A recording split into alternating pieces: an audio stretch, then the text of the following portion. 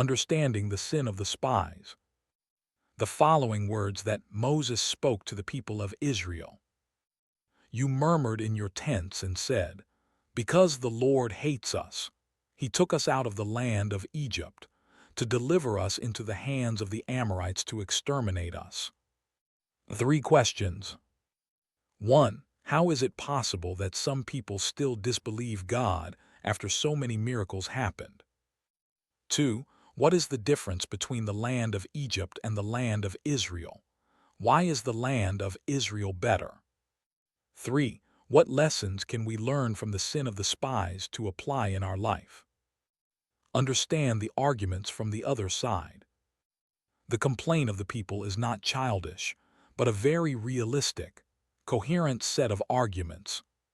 1. God is a God that performs miracles, but does not control things within the boundary of nature. 2. When competing within the physical realm, we are small and the Amorites are giants. We are bound to fail. 3. God wants to put extra burden on us, so that not only do we have to keep many commandments and be subject to many constraints, but also need to live a physical life and deal with the physical challenges.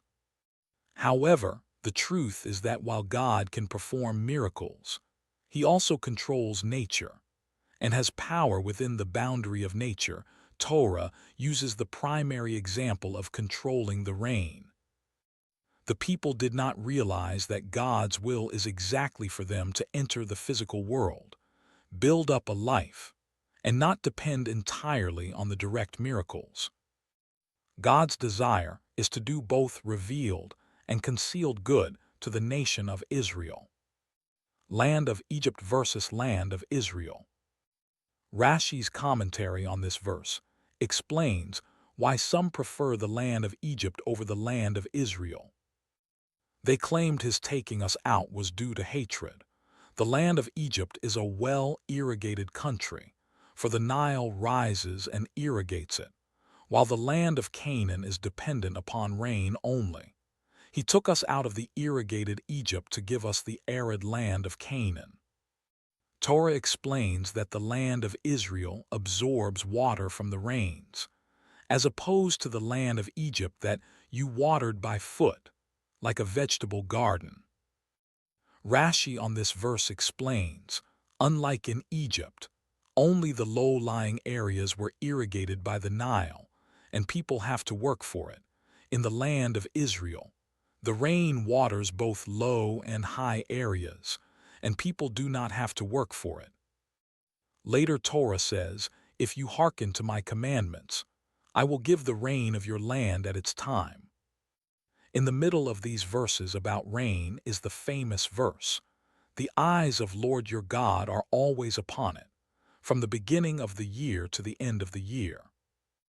This ordering of Torah verses hints that the essential difference between the land of Israel and other lands is that living in the land of Israel makes you directly dependent on God, which brings you closer to God under his special care.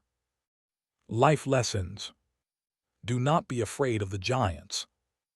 We need to believe that God is not only in control when he clearly interferes, but also when he seems to not interfere, not only through miracles in revealed ways, but also through nature in concealed ways.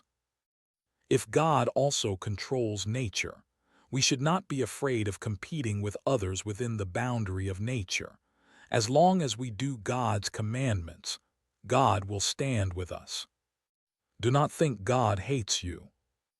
Do not believe that by you enduring physical struggles as well as spiritual disciplines, God is putting extra burden on you expecting you to fail in life.